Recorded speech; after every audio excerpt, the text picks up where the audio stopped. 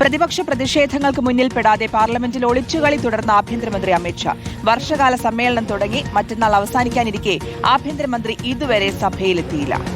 അമിത്ഷാ എവിടെ എന്നുള്ള ചോദ്യം ഇന്നും ഉയർത്താനാണ് പ്രതിപക്ഷ തീരുമാനം. ചർച്ചയല്ല, അമിത്ഷായുടെ സ്വമേധയായുള്ള പ്രസ്താവനയാണ് വേണ്ടത് എന്നാണ് ഇന്ത്യ സഖ്യത്തിന്റെ നിലപാട്. അതേസമയം FCRA ഭേദഗതി ബില്ലിൽ പ്രതിഷേധം കടുപ്പിക്കുകയാണ് ക്രൈസ്തവ സഭകൾ. ബിൽ ഒരു കാരണവശാലും അവതരിപ്പിക്കാൻ അനുവദിക്കില്ല എന്നുള്ള നിലപാടിലാണ് പ്രതിപക്ഷവും. അതിൽ പാലോട് ചേരുന്നുണ്ട്. അതിൽ ഗുഡ് മോർണിംഗ്.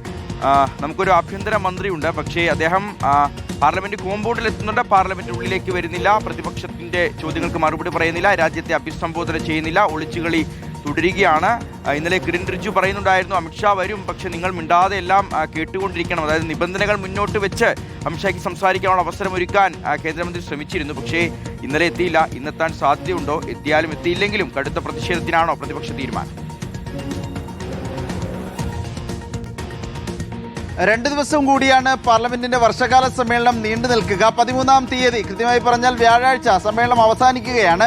അങ്ങനെ വരുമ്പോൾ ഇതുവരെ പാർലമെന്റ് തുടങ്ങി ഇതുവരെ ആഴ്ചകൾ പിന്നിട്ടിട്ടും കേന്ദ്ര ആഭ്യന്തരമന്ത്രി അമിത്ഷാ സഭയിലെത്തിയിട്ടില്ല. ഇത് വലിയ തോതിൽ ആയുധമാക്കുകയായിരുന്നു പ്രതിപക്ഷം. ഇന്നലെ പക്ഷേ ഇതിലൊരു സംഭവ വികാസം ഉണ്ടാക്കുന്നത് അമിത്ഷാ സഭയിലെത്താമെന്നും മറുപടി നൽകാമെന്നും പ്രത്യേകിച്ച് കഴിഞ്ഞ മാസം 20-ന് നടന്ന പാർലമെന്റ് പ്രതിഷേധത്തിലുണ്ടായ സംഘർഷത്തിലും പോലീസ് അതിക്രമങ്ങളിലും മറുപടി നൽകാം എന്ന അറിയിപ്പ് കിരൺ റിജ്ജു നൽകിയിരുന്നു. പക്ഷേ വലിയ പ്രശ്നങ്ങൾ ഉണ്ടാക്കാതെ, ബുദ്ധിമുട്ടുണ്ടാക്കാതെ, ശല്യം ചെയ്യാതെ ഇരിക്കണം പ്രതിപക്ഷം എന്നതായിരുന്നു റിജ്ജു അറിയിച്ചിരുന്നത്. എന്നാൽ അതിന് വഴങ്ങിയിട്ടില്ല പ്രതിപക്ഷം ഇതുവരെ. പ്രധാനമായും 3 ആവശ്യങ്ങളാണ് രാഹുൽ ഗാന്ധി മുന്നിൽ വെച്ചിരിക്കുന്നത്. അതിലൊന്ന് അമിത്ഷാ സഭയിലെത്തണം എന്നുള്ളത് തന്നെയാണ്. രണ്ടാമതായി പ്രധാനമന്ത്രി സഭയിലെത്തണം, പ്രധാനമന്ത്രി കുട്ടികളോട് മാപ്പ് പറയണം എന്നുള്ളത്. മൂന്നാമതായി അയോധ്യ സംഭാവന കൊള്ളയിൽ ചർച്ച നടത്തണം എന്ന ആവശ്യം. അത് പാർലമെന്റിനുള്ളിൽ തന്നെ ചർച്ച നടത്തണമെന്ന ആവശ്യം. പക്ഷേ കഴിഞ്ഞ ദിവസം ഈ കക്ഷി നേതാക്കളുടെ യോഗം സ്പീക്കറുടെ ചേംബറിൽ ചേർന്നപ്പോൾ സർക്കാർ ഇക്കാര്യം അംഗീകരിച്ചിട്ടില്ല. പ്രത്യേകിച്ച് സംഭാവനക്കൊള്ള, അയോധ്യയിലെ സംഭാവനക്കൊള്ള ചർച്ച ചെയ്യുന്നതിനോട് യോജിച്ചൊരു നിലപാട് സ്വീകരിക്കാൻ സർക്കാരിന് കഴിയുകയുമില്ല.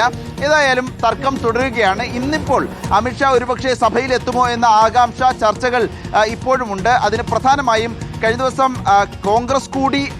കോൺഗ്രസ് മുന്നണി ഭരിക്കുന്ന ഇന്ത്യ സഖ്യം ഭരിക്കുന്ന ജാർഖണ്ഡിൽ പോലീസ് അതിക്രമം വിദ്യാർത്ഥി പ്രതിഷേധക്കാർക്ക് നേരെ ഉണ്ടായിരുന്നു. അതുകൂടി കണക്കിലെടുത്ത്, അതുകൂടി ഒരു പ്രതിരോധമാക്കി, ആരോപണമാക്കി ഉയർത്താം എന്ന കണക്കിന് അമിത്ഷാ എത്തുമോ ഇന്ന് സഭയിൽ എന്ന ചോദ്യം പൊതുവിൽ ഉയരുന്നുണ്ട്. അതിനുള്ള സാധ്യത കാണുന്നുമുണ്ട്. അതിനിടെ FCRA ബിൽ 2 ദിവസത്തിനുള്ളിൽ കൊണ്ടുവരാനുള്ള സാധ്യതയുമുണ്ട്. പ്രത്യേകിച്ച് കഴിഞ്ഞ സമ്മേളനത്തിൽ, ബജറ്റ് സമ്മേളനത്തിലാണ് FCRA ബില്ല് അവതരിപ്പിക്കുന്നത്. പിന്നീട് ചർച്ചയ്ക്ക് പോകാതെ കേരള BJP ഘടകത്തിന്റെ സമ്മർദ്ദം മൂലം നിയമസഭാ തെരഞ്ഞെടുപ്പ് പരിഗണിച്ചുകൊണ്ട് പിന്നീട് മാറ്റിവെക്കുകയായിരുന്നു. ആ ബില്ല് വീണ്ടും കൊണ്ടുവന്ന് വളരെ വേഗം തന്നെ ഒരു ദിവസം കൊണ്ടുവന്ന് ലോക്സഭയിലും രാജ്യസഭയിലും ചർച്ചയില്ലാതെ പാസാക്കിയെടുക്കാൻ കേന്ദ്ര സർക്കാരിന് നീക്കമുണ്ടോ എന്ന ചോദ്യം കൂടി ഈ ഘട്ടത്തിൽ ഉയരുന്നുണ്ട്. ഏതായാലും വീണ്ടും പ്രക്ഷുബ്ധമാകും ഇന്നും പാർലമെന്റ് എന്ന കാര്യത്തിൽ സംശയമില്ല. ഇനി 3 ദിവസം മാത്രം ബാക്കി നിൽക്കെ അമിത്ഷാ ഒരുപക്ഷെ ഇന്ന് സഭയിലെത്തിയേക്കും എന്നുള്ളതാണ് ലഭിക്കുന്ന സൂചനകൾ. ശരി, അതിലിപ്പോൾ ഒരുപക്ഷേ നാടകീയ സംഭവങ്ങൾ, നാടകീയ രംഗങ്ങളൊക്കെ ഇന്നും പാർലമെന്റിൽ നിന്ന് കാണാം. കാത്തിരിക്കാം.